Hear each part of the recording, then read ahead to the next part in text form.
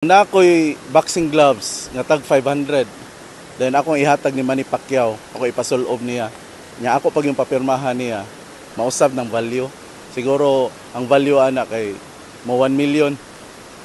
Kung ako'y bulang nga tag 500, then akong ihatag ni Michael Jordan or kinsa pa tong mga sikat nga basketballista. Nya ila pag yung pirmahan, siguro ang 500 nga bula mahimong 1 million or more than pagani ana. Akong bot pasabot, depende kinsay nagkupot. Depende og kinsay nagkupot. Sa John chapter 6, ay bata nga nay 5 ka buok pan ug 2 ka buok isda. Iyang gihatag ni Jesus.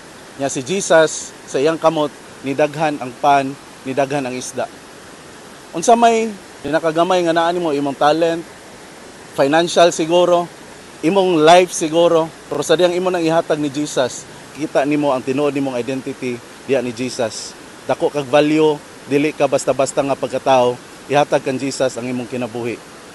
Kay mas makita nimo kung kinsa ka.